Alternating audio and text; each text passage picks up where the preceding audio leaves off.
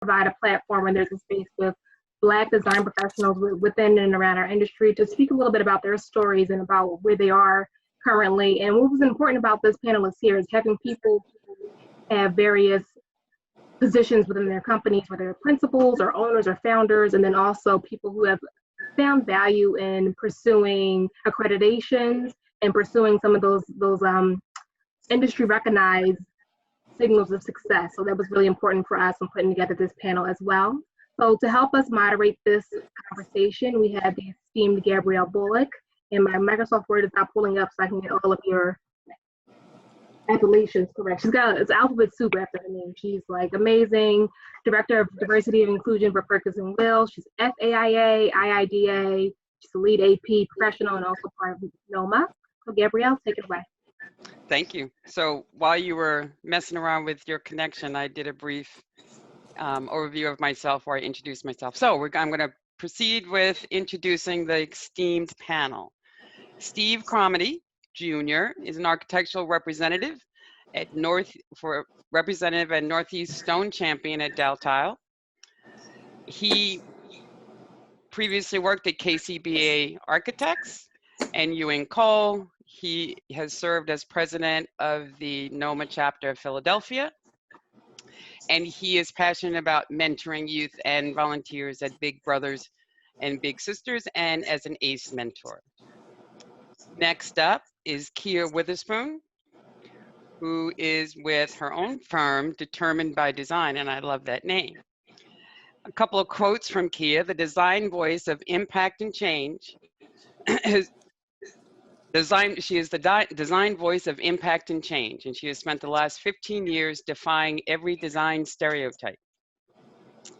Kia is a Washington Business Journal's 40 Under 40 recipient, and most recently, the IIDA's Visionary Award recipient. Congratulations, Kia. Next up is Sone Ehabe of Four Walls Interior Design. Sone's interior designs draw clientele from retail, restaurants, and boutique hotels in Philadelphia and beyond. The spaces she designs encompasses the people inhabiting them, which allows for a certain design freedom that isn't restrained by the passing trends or a particular style. Welcome, Sone. Thank you. The esteemed Alexandra Bonner. Alex is a healthcare interior designer at FCA in Philadelphia. She has also alphabet soup after her name. She went to Cleveland Institute of Art and Philadelphia University. She is the current chapter president of the IIDA in Philadelphia and on the board of trustees of Charter High School. Welcome, Alex. Next up is Ian Smith. So Ian has his own firm, ISDG, in Philadelphia. Ian is also went to my alma mater, Rhode Island School of Design. I say mine because I'm like 10 years older than you, so I was there first. Ian has taught architecture at Philadelphia University and Temple and Drexel. Ian believes that architecture and the design of environments is an important part of our social structure and can have a positive impact on society as a whole. Welcome, Ian. And last but not least, Monique McCrae. Monique is an architectural project manager at SRW, Engineering and Architecture. Monique experiences both in architecture and construction, so you're going to hear a little bit about that. She went to Penn State. Many discussions about how we can, as a profession, act and cause change within the profession. So with that, let's get the conversation going. I'm going to ask the audience to think about this question, not the panelists, the audience, and think about it, and at the end of it, we'll see what kind of responses we get. And the question is, how do you think your company or leadership at your firm can better contribute to impacting Black employees and aspiring professionals within your organizations? So everybody think about that. Okay, y'all ready for the first question? And this, everybody's going to respond, but I'll tell you which one first. How did you get interested in architecture and design? And what was your introduction to this industry? And we're going to start with Kia. I was just having this conversation with someone, and it's so funny. In order for me to figure out that interior design was even a path, a career path, I literally had to go to war. I joined the Air Force in 2001, and I was deployed shortly after September 11th. And I was at a bear base in the Middle East in Tent City, and I needed some privacy. I needed some comfort. So I hung some sheets from the top of my tent and made 3 sheet walls. And that was the first space I ever created. And I would do that 4 more times on different deployments in these extreme environments. And when I got out of the military, I was like, I want to do this thing where I create space for people. And that's how I got to interior design. Wow, that didn't come up in our prep call. Interesting. Alex, how'd you get interested in architecture or in design? I definitely didn't go to war, so it's a hard story to top there.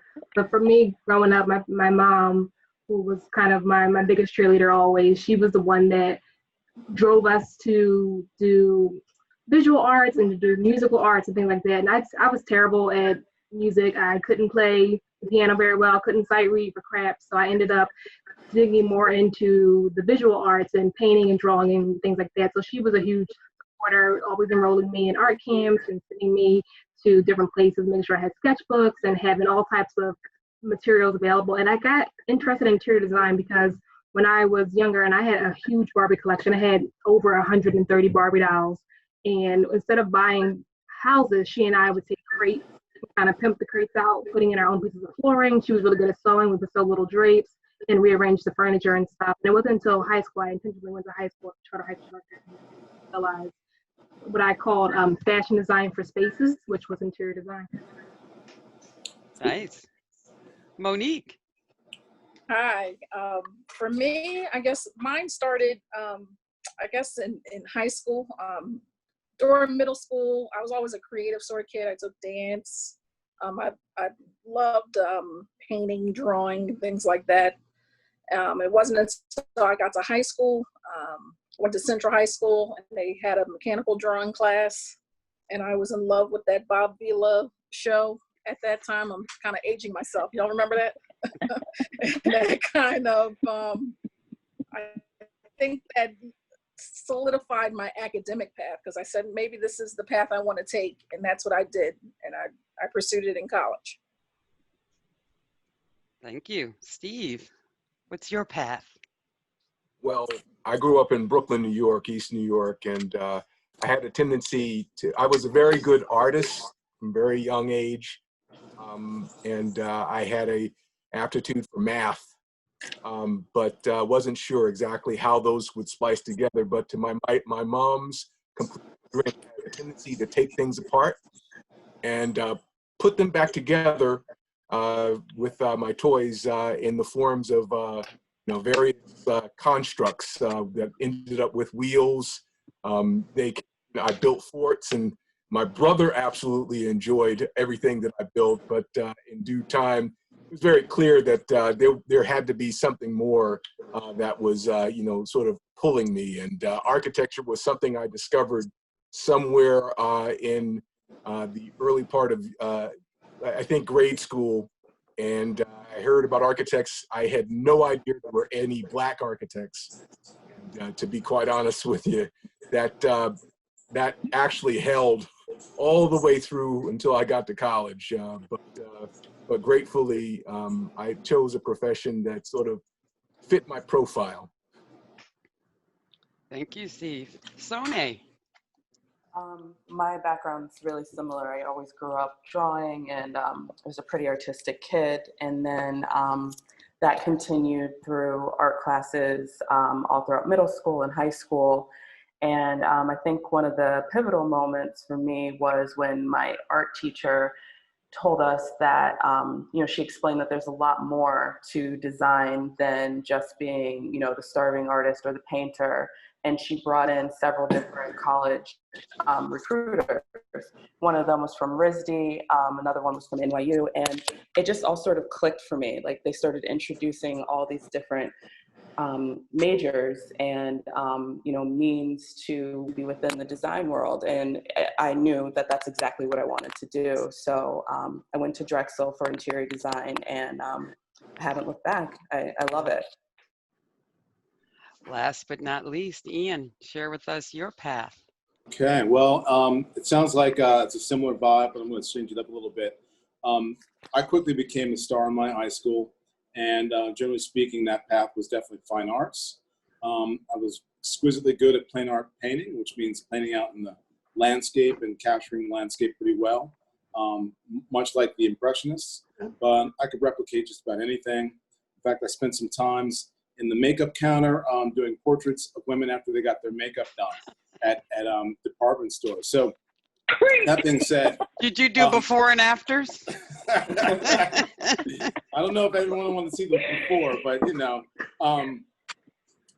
So I mean, I was also good at physics, and I came from a family where my father was a doctor, and I had this issue where if I couldn't make a living, you know, in fine art, which is probably a pretty steep road, I'd have to figure out something that was technical. So because I had the skill sets within the math and science, I decided to choose architecture as opposed to fine art. Great. And I went to RISD.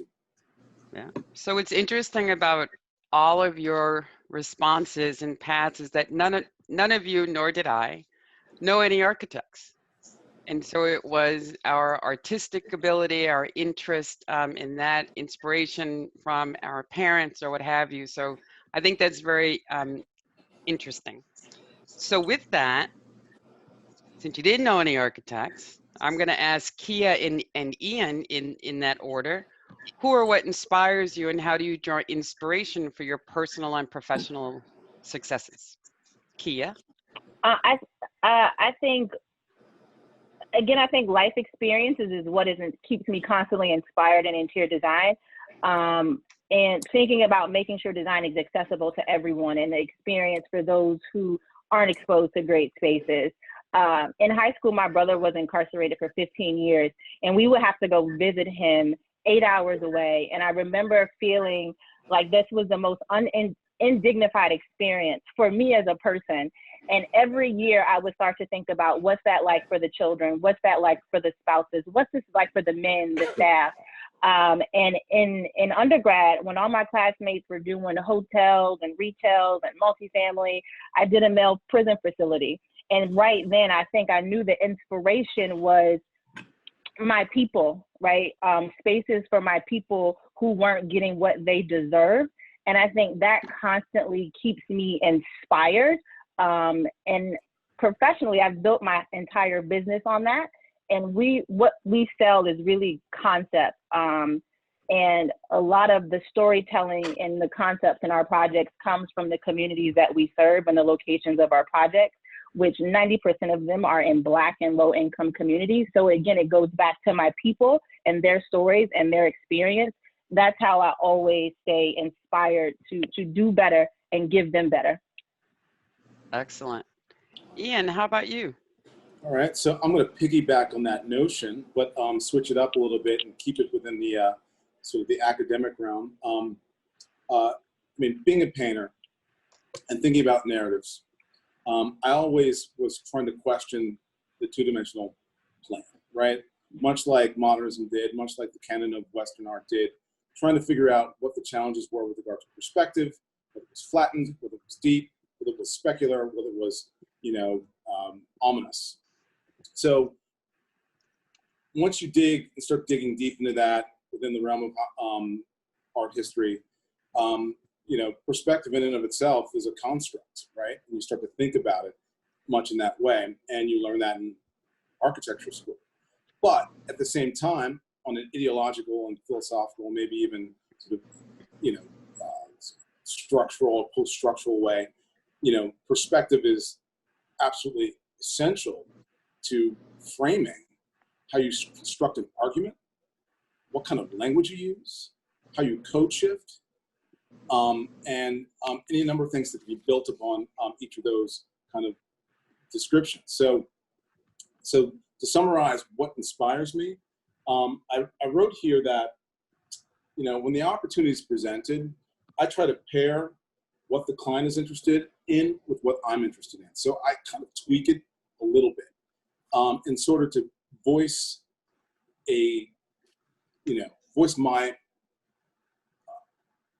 ideas or my personality within the artifice, to give a place or a platform for things to grow from.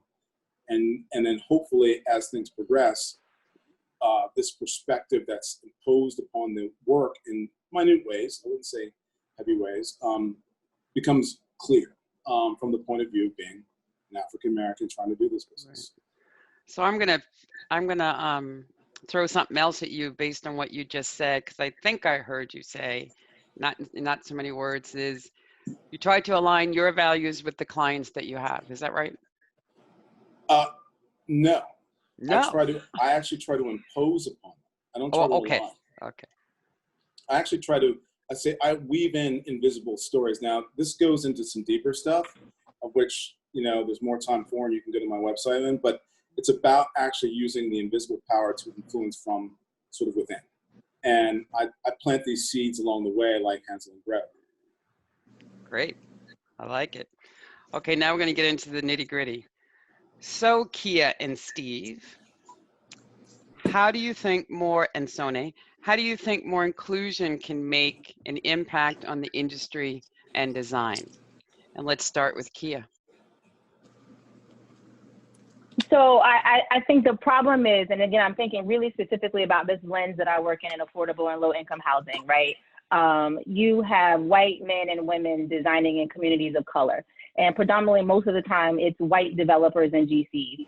And I think and they don't have an empathetic lens to demand or impose, as Ian just said, better for that demographic.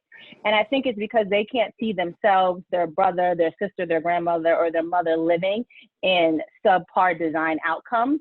And I think if there was inclusion and there were more architects, designers of color relying on their cultural experiences and their cultural influence and weaving those into those communities, I think that's the type of impact that we can make, in a sense that everyone will feel like they have access or experience good design spaces. But there has to be people who look like the community that our counterparts are serving for that inclusion to happen. And that's when we need diversity in our firms, both architectural and interior. Well said. Steve. I take it from the vantage point of the reality check of demographics. There is a disproportionate amount of older architects and engineers who are timing out of our industry. There is a definitive need for there to be younger blood, younger people that make a decision to go into STEM as a choice. And it is important to be inclusive in the sense that, you know, there have been a couple of points along the way in my career and certainly in the industry where there were what we call, recessionary spaces where college from Penn State in 1990, and I got the best rejection letters that you've ever seen. We'd love to hire somebody of your caliber, but we let go 5 just like you. And we'll hold on to your resume until the end of the apocalypse. To some degree, for me, that gave me the impetus to go to graduate school to incubate for a couple more years before, so that the industry could come back a little bit. But not everybody had or chooses that. And as I say, I think that my focus in some respects has been on those younger folks who, are coming through high school, who are still malleable, still able to make sort of decisions on a larger scale, and introducing these facts to them so that they understand that there is options out there. And although I sort of represent, the Bigfoot, if you will, the Loch Ness Monster, the very thing that I knew didn't exist when I was coming through as a grade school student, high school student, and so on. You know, the mythical, minority architect.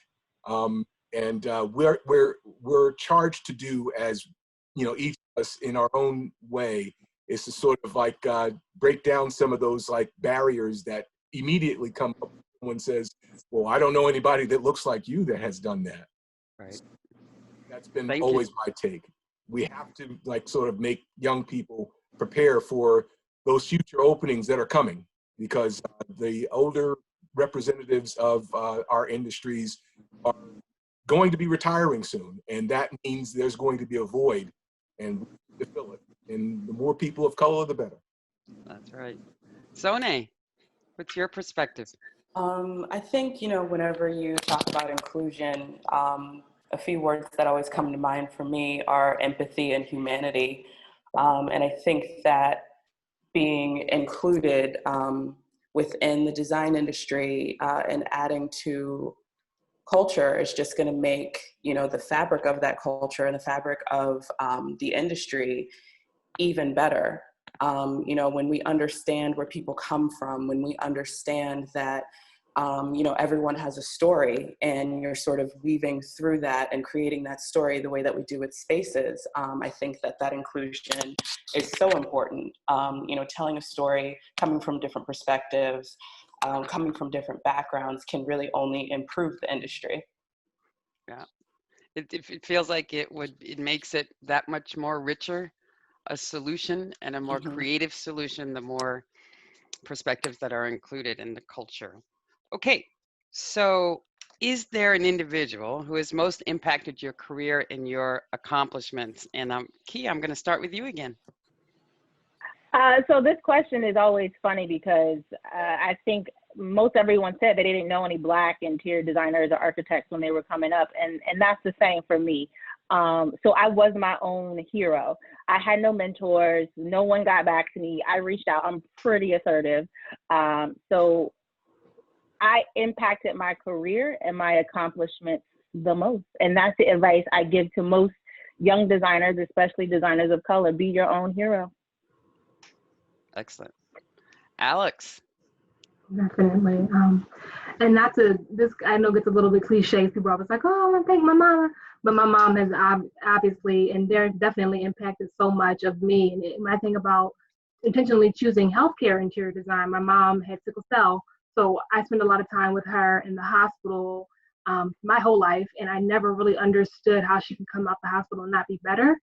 So for me, pursuing ways to make clinical experiences better for patients from an environmental aspect became something I was really obsessed with almost in high school, and trying to figure out, okay, the medicine is not working, but how can we make this experience better? So my mom definitely is what attributed to me pursuing healthcare interior design, and her support, always her support. She didn't quite know what the heck I did, but she supported it either way. Supported me going to college, supported me going to grad school.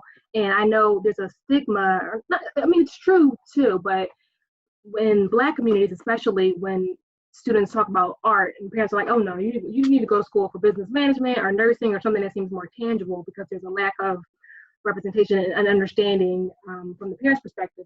That was not the case for me. I was fortunate enough to have somebody who was just, okay, sure. I don't know what that is, but yeah, if you want to do it, I'm going to support you. Ian, how about you? All right. So my experience, I have to say, is probably grounded within the history of, you know, things that kind of, you know, respond to the crisis that it is today. In some regard, this is not new. And when I was going to school, you know, there was a similar call for African Americans getting into the profession. This was back in like the late 80s, early 90s. Another pulse, and then prior to that, back in the 60s, there was a pulse for that. So that being said, there was a huge affirmative action push. I think a lot of the professors that were teaching were, you know, conscious of that, and the people that were a little bit more liberal and a little bit more open were trying to find ways to push people through.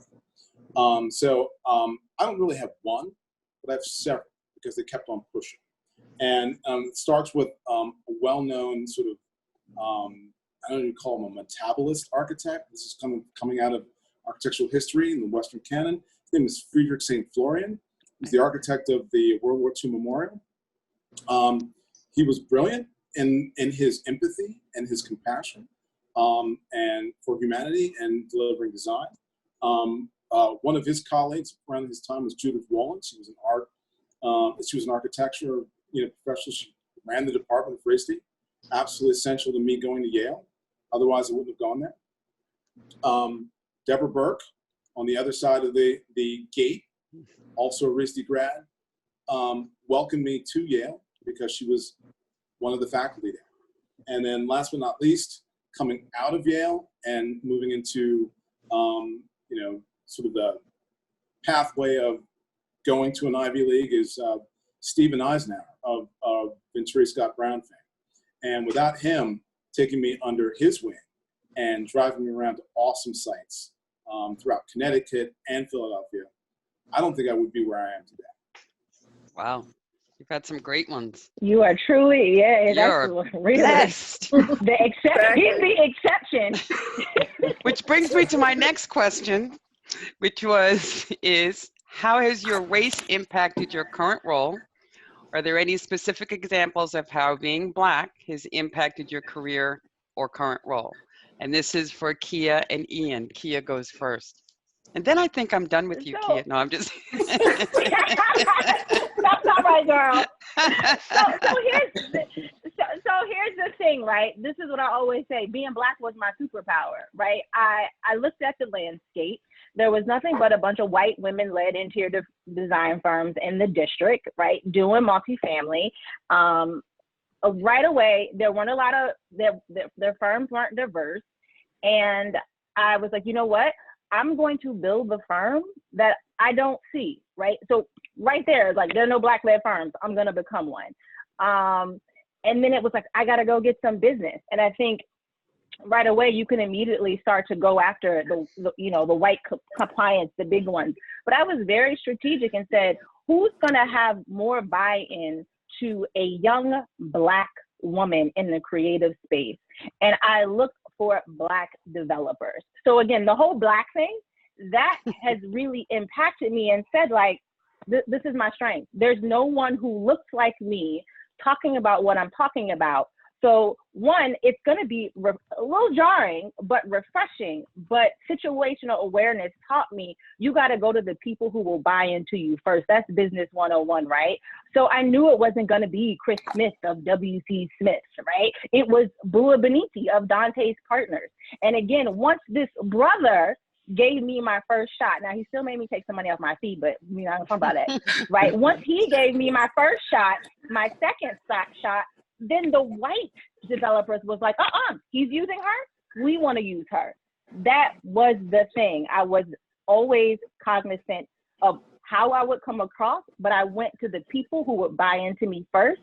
And I wanted to be a Black firm that did business with Black developers and Black communities. So the whole underlying tone is Black, Black, and more Black. And now you can be done with me. Damn. Black on Black on Black. Black, Black, Black. Black. Let Black be your superpower. I love it. There you go. Ian, I don't think you can top this, but try. I can't. So I'm going to switch the script a little bit and talk about it from a different way with regard to race. So I think when I wrote something down, I said, I'm not really sure, but currently if I were to apply this, I mean, I have an internal challenge that I often self-question day in, day out. And it has to do with my current position as being a principal and owning a firm. I often question my self-worth when it comes to my employees, because many of my employees are not Black. And I actually have to think about how I come off and how I lead. And this is really hard, because not only am I trying to do that, but I'm also trying to find additional talent that would like to work with me. And seeing someone in the leadership role, I don't know. I'm not really sure if it's difficult for someone to have an African American in this role, but I definitely am wondering, especially being a small firm When you have the support of a larger firm, it might be a little bit more comfortable. But when you're a single practitioner and you're trying to, forge across with 5 to 6 employees, it might be a different boat. So again, like I said, I haven't really seen it, but this is my question. I have to dig deep every day to wonder, that I'm enough, and I can do it. That's deep. Okay. Next one is for Alex, Monique, and Steve. How do you personally advocate for encouraging more Black men and women to pursue careers in design? Are you involved in any mentorship efforts, and do you support any careers in designs and other things along mentorship? So that was Alex first. This is a good one. I think a lot of the questions that have been coming up recently from Black colleagues and also from a lot of white leadership is, how do we help? How do we get more people of color, or Black people specifically, jobs at our firms and so on? So it comes back to this sometimes taboo thought of the pipeline, and that if you don't have more Black people pursuing collegiate degrees in interior design and architecture, then you're not going to have people applying for jobs at your company. So it's like, if people aren't exposed to it as children or in high school, then how are they going to pursue it in college? I mean, people definitely can change their careers, and it could be a second career path. But I think there's something to say, like, all of us here have been experiencing this passion since we were young, and since we were able to have that room to explore. So for me personally, like I said, I went to the Charter High School for Architecture and Design intentionally. Like, I left Masterman, which is like this good school, to go to CHED because it's magnet school. But I went to CHED because I know I wanted to be in architecture and design specifically. So now serving on the board with that high school was a part of my way of giving back. And then also being involved with organizations like ACE is important, because ACE is one thing because it definitely focuses on architecture and engineering primarily, but trying to create a voice for myself as an interior design professional so that there's representation, because representation is super important, and you don't know what it's like to not see yourself represented until you are not represented. So you're a person of color, to you're Black, you don't realize, like, I didn't have Black professors in school and things like that. Like, you don't realize the impact it has on you if you're in that position. So mentorship, I've been involved with an organization here called Fresh Artists, which is a platform that focuses on getting specifically 7th graders in like underrepresented communities involved with like art and creating art projects, so they can understand that there is a way to express yourself artistically. And then they have this cool jobs expo, which happens every year, where there are speakers that present specifically to the students about pursuing careers in creative jobs, because again, it's about understanding that this is an option for you, you can do this, and this is how I did it, so maybe you can find some commonality in my path to pursue for yourself. So definitely those are some of the things I'm digging into as far as mentorship and as far as collaborating with younger people so they can see themselves moving in this direction. Great. Monique. Hi. So for me, I have to thank NOMA and the local chapter of Philanoma for my being a design advocate for youth. When I graduated out of school, I joined the local chapter of Philanoma, and I haven't stopped up until, and now I'm president some years later of the local chapter. But through those years, I've always participated in programs where we're doing career fairs. We have Philadelphia used to call it Camp Sustainability, but now it's under the major umbrella Project Pipeline, where we provide a summer camp where we expose students of color to architecture and design. Now, one thing I can also say, once I got out of school, not only was I obviously working in the workplace, but I always made it a point to network. So I went to professional organizations, I went to AIA events, I went to IIDA events, and met people, and that linked to other volunteer opportunities to expose, to get events going and participate in programs that have to do with exposing design to children. So I think I would want to say to all of us, I know, we have to do that work-life balance thing, right? But a part of being a professional, you should try to volunteer. You should try to give back and to talk to young people, because it is about sparking those young minds when you have the time and the best way you know how to do it. Excellent point. Steve. Yeah, I'm the OG of Philanoma and ACE mentors. So I think I could tie both of those experiences together in a fine bow. I came into Penn State as a pre-med student because someone had told me architects don't make any money. And although I had, the type of, background and educational skills, I thought I could pretty much do anything. But somewhere along the line, I had got a counselor who was a good old boy who didn't think folks of color had a big shot at going into changing their major and going into architecture. And the one thing that, is true for me is that I think of myself as a spiritual man, child of God. And I said, you can't tell me what I can't do. And you certainly can't determine what my future or my destiny is. And it did me so much joy to be able to, first year, freshman year, go back to him with my acceptance into the architecture program.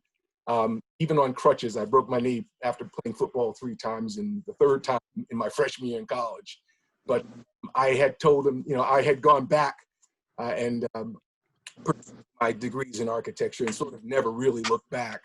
I came out of actually Villanova, my incubation period, I'll call it, at the with a degree that diversified my background. But the one thing that was a pull for me is that young people have to have someone that will not only advocate for them, but will stand in the gap when they're going through their young formative times.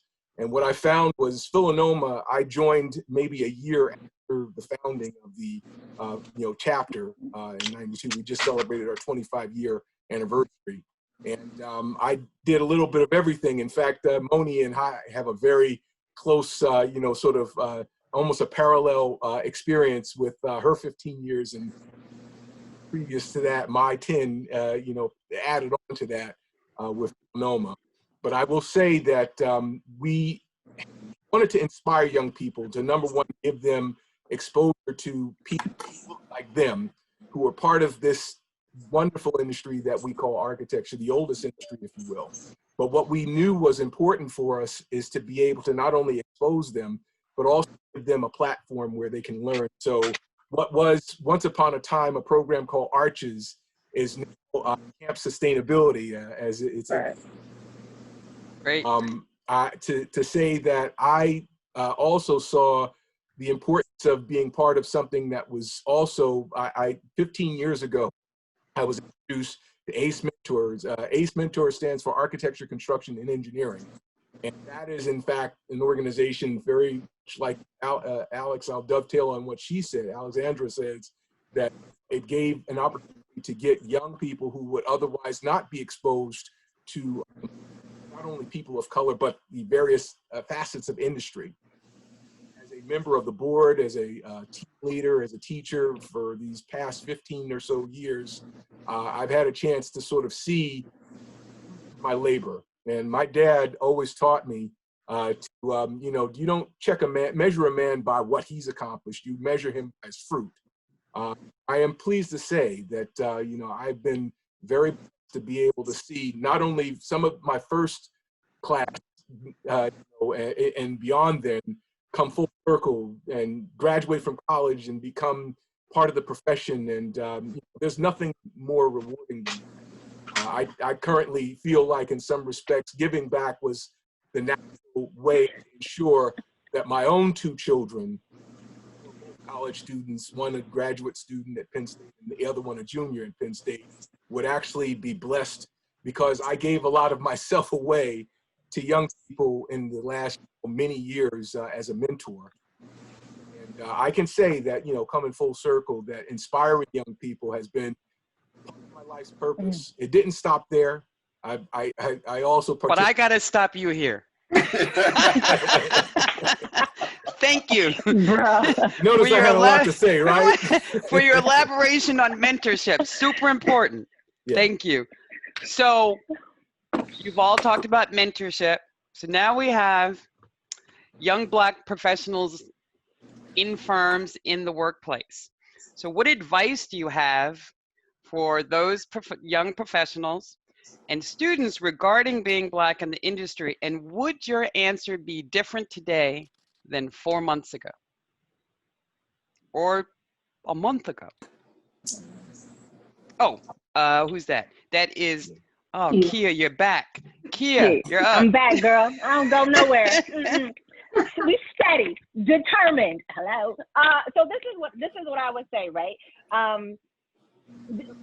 Gabrielle, you opened up by saying, like, this isn't a moment, it's a movement. And I would tell emerging Black designers, current design professionals, you know, your Blackness is your superpower. Your culture, your history, your heritage, your empathy, your ability to tell stories. Our culture influences everything from music to fashion to art to textiles.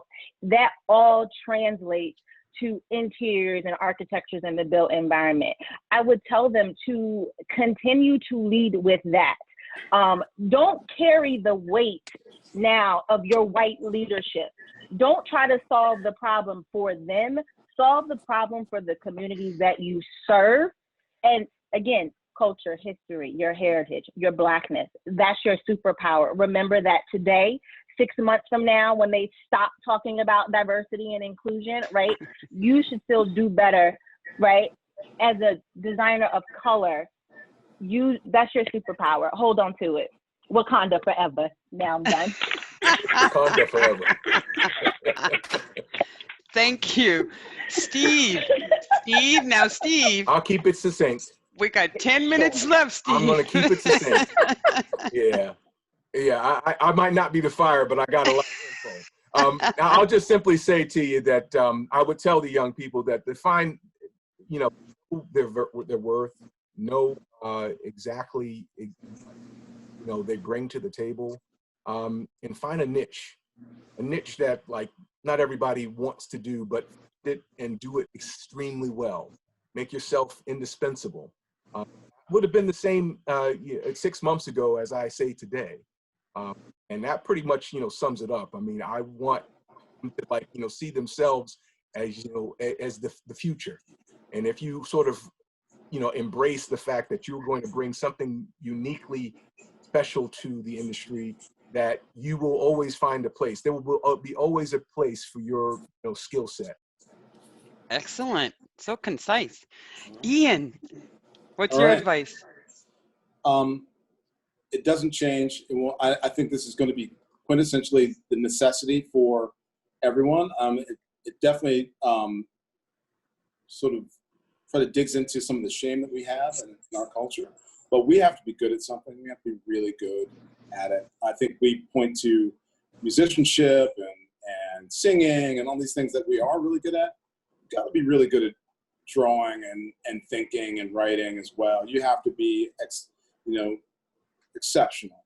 You have to be. If you know, even though we're going to bring our culture to it, if you don't have that, you know, people are going to pass you over for sure. You're going to be competing with people that want to take you out, right? They want to do better than you. There's going to be someone right beside you.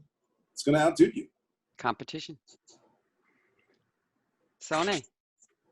I think that my advice would be, you know, sort of piggybacking off of what Ian said, to, you know, work really hard, try to, like, excel in whatever portion of the design industry that you want to be in. And also, just speaking to this environment right now, don't be afraid to pivot. You know, I think that we get so stuck in these ideas of exactly what a career should be or exactly the direction you should go. And design has so many different facets. Interiors has so many different facets. So I think sort of letting go of this, like, pre-constructed notion that your career is supposed to go in X way, especially if you want to become an entrepreneur. I think you need to be able to do that. I think you need to be flexible. And, you know, I always say work hard and be nice to people. Every single, you know, like, every opportunity that I've ever had has come from conversations, has come from sitting down and really connecting to people and not trying to have, like, this hard sell or necessarily push my agenda on other people. I mean, we all have to eat. We know why we come to the table. I want to hear about you. I want you to hear where I'm coming from. So I think that those are really important attributes for anyone coming up, you know, in this industry. So it sounds like you guys would not have changed your answer a month or 3 months ago. Okay. Okay, this next one is for Sone and me. I'll let you go first, Sone. What advice do you have for companies looking to better support diversity and inclusion within their organizations? You know, I keep saying this throughout all this, you know, the past few weeks, throughout my entire career. I think it's about a conversation. I think it's about being really honest and open and, you know, really seeing where you lack diversity, seeing where you can add to that cultural fabric of your company, and understanding that your company should reflect the world around you. This like tapestry around you and the people that you see every single day in Philadelphia, we all have a voice, we all have a perspective. I think that, you know, just sort of digging deep and really figuring out what you're lacking is probably going to be the best way to start. Having the conversation with people of color and not whispering, you know, Black, or saying things like, oh, I don't see color. See the color, understand the color, you know, appreciate it. I think that we have a lot to offer. So that would be, you know, where I'd start. Great. And what I would add is, you know, there are no supporting actors in this effort. Yeah. We are all lead actors in this. So I think in addition to what you said, Sona, I would say create a safe space to have these discussions in your organizations, and they're going to be hella difficult. So, and then once you figure out where you can make a difference within your organization, have actionable items that you will measure, because otherwise it becomes a hashtag, a moment, and not a movement. If you're not acting, then you might as well not even bother. Yeah, I think it's all about forward movement. I agree with that. Yeah. And the one last thing I would say, because I don't think that we all think about this enough, so put EDI aside, equity, diversity, and inclusion, but if we lead with justice and how social justice impacts all of our work and our lives, if you lead with that, it's in our lane of design and how we the built environment. So that's just a thought. Okay, just one more question and then quotes, and we're almost at the Q&A. audience questions. How do you think your company leadership and your firm, how do you think your company or leadership at your firm can better contribute to impacting Black employees and aspiring professionals within their organizations? Sort of answered that, but I'm going to ask Alex, Monique, and Ian to elaborate. Yeah, you touched on it a little bit, Gabrielle, with what you just said, but I think it comes back to supporting the current Black employees that you have, making sure that there's conversation on and opportunities for them to understand how they can become an associate or how they become a principal, supporting these Black employees specifically when you're looking at who you're sending to conferences and trade shows, so they have opportunities to grow their network and to also create like a reputation, that's what I meant, for themselves. So supporting the people that you have, and then supporting those same employees or any employee who wants to be involved in mentorship or in other organizational efforts so that they can help to build that pipeline and be represented. Great. Monique? Yeah, I agree with Alex. In addition to that, you know, it's also maybe taking a closer look at your office culture. You know, what's really going on? Like, maybe you really should care. Like, it's more than saying, okay, we do great things and we have happy hours on Fridays and people go this way, but is everybody going? Like, if they aren't, why aren't they? And also supporting the skill sets of your employees. It's about, you know, if you want the biggest and the brightest coming through your door and you give them a job, it should be in your best interest to maintain that, no matter what their color is. But, you know, since this is about, you know, people of color, that's included. You know, you hired a person of color. Let's talk about how we can get that person from here to there. Let's really try to, you know, you gave us a job, so that means you're vested in this particular individual. Really prove it until that, you know, prove it. You know, so that's all I have. Drop mic. Ian. All right, so from my perspective, I'm going to come from the perspective of running a firm and going after jobs. So generally speaking, when you're going after these big clients, you can't just say you've done it once. You have to kind of done it 5 times. And you kind of have to be well known for doing it in some capacity in order to be selected among an invited group. They're looking for things to remove you from the fray as opposed to including you in the fray. So what I would be, I guess, thinking about or contributing to the constituency that, you know, is African-American or of color would be to say that you kind of actually in this profession have to be overqualified for the position you're actually going for. You can't be underqualified. It does, I mean, like no one, I mean, like anyone who wants to trust you, is risking their money for you, needs to know that you can deliver without a doubt, without question. And that's what I would be training my employees. Excellent. Okay, that is the last of our formal questions. So we're gonna wrap up this part with a quote from each one of you that resonates and that resonates with you vis-a-vis Black design voices. So, Kia.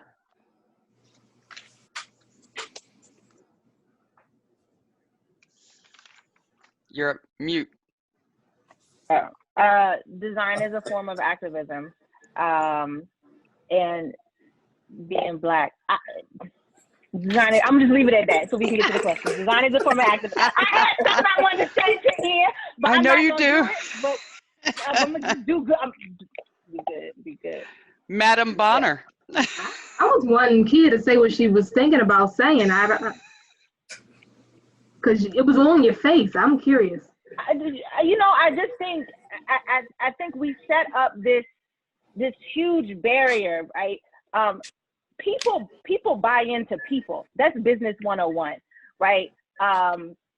People buy Richard Branson, and that just happens to be Virgin Atlantic. I think, Ian, what I'm hearing, and we go after large deals, big deals, and we're a small firm, and we're working on a 5-development project, the largest public housing redevelopment in Chicago. And you know why? Because they fucking like me, right?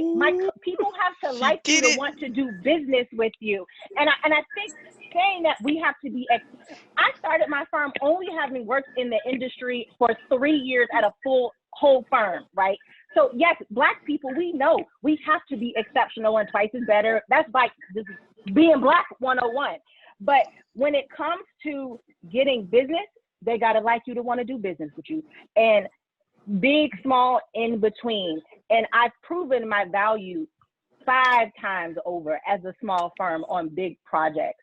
And putting up this big barrier, that I just was like, oh, that just kind of touched me just a little bit. But I want to talk on the brother with love, brother. Okay, back to you, Alex. What's your quote? So my quote was, activism is starting with where you are now. And I think this panel is a form of activism. Design definitely is activism. We've all made these decisions to be in design careers, and design and the built environment, I think, is something that is so easily understandable for everyone, especially with commercial design, because you're dealing with so many people interacting within these spaces. So I think finding ways to really be accommodating and compassionate and understanding of people is how we can use design as a form of activism. And starting where you are now, it's not about having this big grand idea. We're all not going to have all the answers. We can't solve all the problems here in this platform, but we're starting to have the conversations, and we're opening up the window or whatever, letting people in to let them know that we're Black and it does matter, and we want to find better ways to leverage it to help to better impact design. Excellent. Monique. Well, my quote is, how can design break down barriers or boundaries and barriers? And given the theme that we are speaking upon for the past hour here with all these lovely Black architects and designers and project managers. I think the way we do it is by having people of color around at the table, however you want to call it, at the drafting table, doing design. Because the design problem will only be further solved and enhanced if you have people of all varieties sitting there to talk about it and to come up with a resolution. Great. Steve. Very simply, change what we design by changing who designs it. That's just simply saying that we have a changing demographic happening that is happening whether we like it or not. And, you know, there are going to be a lot more brown folks out there. And I think that our industry should reflect, you know, the populace that is changing. Absolutely. Sone. Mine is designers can talk about people and the human condition so much more than any other profession. And I think that just sort of, that's kind of obvious to me. You know, like we create stories, we create environments that impact everyone. Every space you've ever been in tells a story. Every space you've ever been in has been designed by someone. So. Great. And last but not least, Ian. Do not negate power of representation. Yeah. I'm going to throw one in there because I would have used Steve's, but I've come up with another one, which is one of my favorites, is be able to bring your whole self to work. Hey, And that's with, nice, actually. Yep, I like that. With that, I'm going to pass it back to Alex for the Q&A, but I want to thank you all for allowing me to moderate this fabulous, invigorating conversation with you wonderful people. Thank you, Gabrielle. Yes, thank you. Gabrielle. Thank you. So we are, just so everybody who's generally attending knows, we're scheduled to go to about 4:15. So we wanted to take some time to answer some of the questions that you've sent in directly during this conversation. I can see 5 questions here, and I'm just going to pick one randomly to kind of start with. Someone, Isabel, saying, what advice do you guys have for students who are at a PWI, which is a predominantly white institute, if you don't know, especially when it comes to finding mentorship? As someone who is hoping to get licensed and open a firm one day, what do you think I could do to put myself in a better position later on? I think I can answer that one. Is that okay? Anybody. Oh, okay. I went to Penn State University at a time where I was the only Black female in my class the whole 5 years. Me too. So I think I can relate to this question. I would say reach out when you're in forums like this, see if you can get people's contact information, because hopefully you'll be able to find a design professional who will take the time out to speak with you, like I would. So you can make a contact if need be. I would say just try to get through if you can, I know it's easy to say, it's a very quick term, but if you can get through and see the goal of getting that degree, if you can get the degree, you can enter into your next phase of your, be a design professional.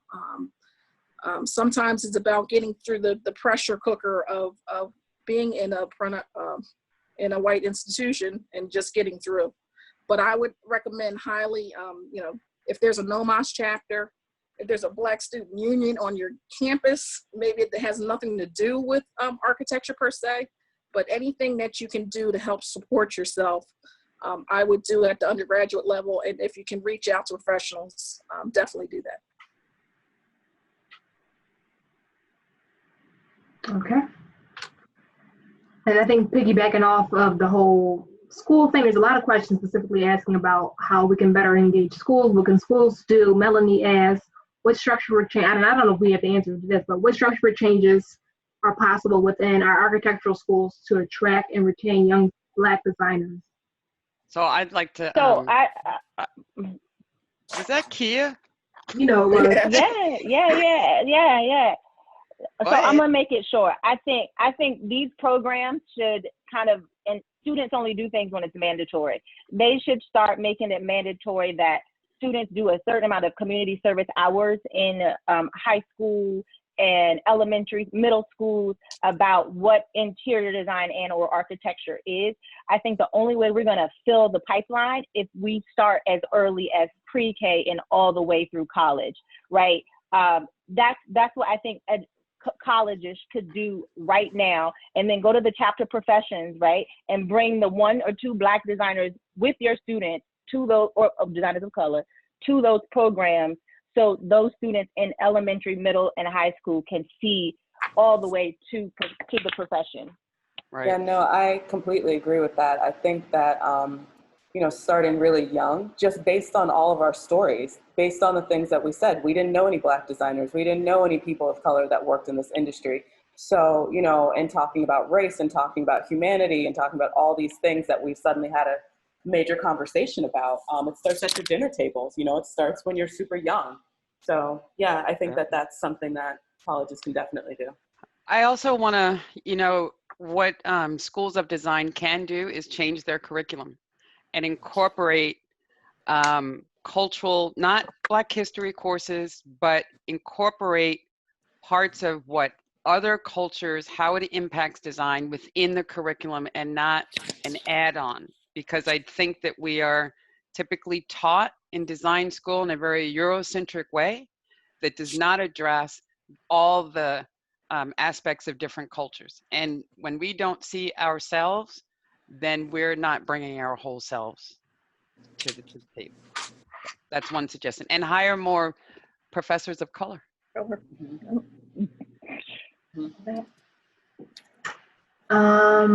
Another question, it's not really a question, I just want to put this out there. Lindsay Bedford, who is a Drexel student here, so maybe this one can go through. So that they're looking for, she's looking for more people to serve as jurors of color for crits and stuff at her school. So if anybody would be interested in that, we can follow up afterwards, and I can make sure she has your contact information. So no, please reach out to me. I'd love to be a part of critique. Those are major in school, so I'd love to be any help I can.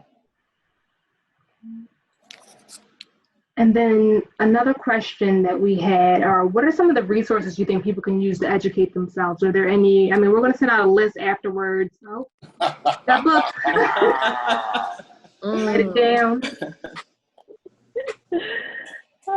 It's So You Want to Talk About Race by Ijeoma Oluo, and White Rage by Carolyn Anderson, which talks about the racial divide from a historical standpoint up to the future. And then there's another one that I'm waiting for, and it's called White Fragility. I've heard of that one. Mm-hmm. Yep. Yeah, good luck. That one's back ordered on Amazon. I know. He was ready for that. That's a tough answer. one. That book is a tough one. But that's not for me. That's for the white people. I'm like, that's true. Yes, that's for them, not for me. I'm doing that. I deal with your white fragility all day.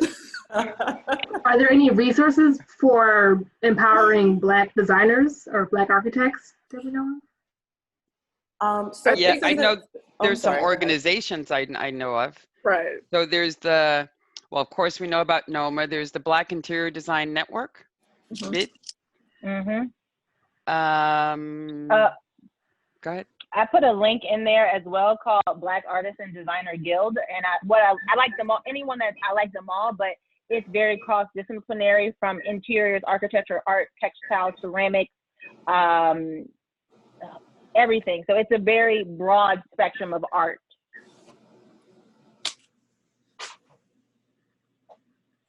I mean, I think anyone also starting their career, especially people that want to be entrepreneurs, a big resource for me, it's open to everyone, but not everyone knows about it. It's the Small Business Development Center at Wharton at UPenn. And it's just a good base. You know, you can start from the inception of your business. They help you for free to go through a business plan. So, you know, it's just one more aspect to help you get ahead. And then the last question, or it's kind of a two-part question I want to put out there to everybody. It says, how do we go about appropriately discussing this in the workplace, and how do I go about trying to start a diversity and inclusion group at my firm? I can take a stab at that since I started one at Perkins and Will. I think that there's one, you have to figure out how to have the difficult conversation. There's plenty of resources on how to do that. But the first thing you have to do is to really commit to shifting the culture and advancing your culture, and do a deep dive into your firm or organization. What's working, what's not working, where are the barriers? We use 7 areas, qualitative areas to look at: recruitment, retention, promotion, learning and development, or does everybody understand what the issue is? And we also do the quantitative demographic check every year so that we put a stake in the ground that we are going to improve in these areas, and we monitor our progress. And I think, we had a conversation about, I work at a large firm and many of the firms are small and medium sized. I think all of these things are scalable. You don't have to do everything. But I think everybody can find a middle schooler to talk to and introduce the profession to. Doesn't take much, and that'll build the pipeline. That's probably the biggest challenge, other than, the current barriers, but the pipeline is very thin, and we have a responsibility to build it. Yep, and advocacy can be small. It doesn't have to be a big grand thing. It can be small. Right. Steve? Well, I just want to make one addition to that, adjunct to what Gabrielle just said. ACE Mentors is always promoted, not only exposing the young people to the various firms, but also internships wherever possible. We usually have some type of understanding with the schools that we are pooling our young people from after we vetted them as being truly interested in the STEM, architectural, construction, engineering in areas. But the one thing that we also have tried to do is ask firms to make a commitment to have some of these young people as part of their firm for, even if it's a couple of weeks at a time, or just a job shadow. These things are ways of sort of giving them sort of an opportunity to sort of feel like they're part of something larger. And of course, ultimately, when they go to colleges and go beyond that, we have evidence that, when they are part of something very early, it carries through. I mean, there are many ACE mentors that were high school kids, a lot like Alexandra, who went all the way through and then came out on the other side as not only professionals themselves, but they make the best mentors and ACE mentors. All righty.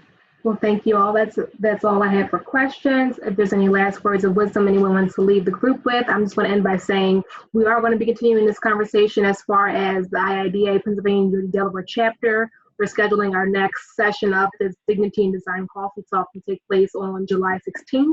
So keep an eye out for a bit more information. This recording will be made available on our chapter platforms.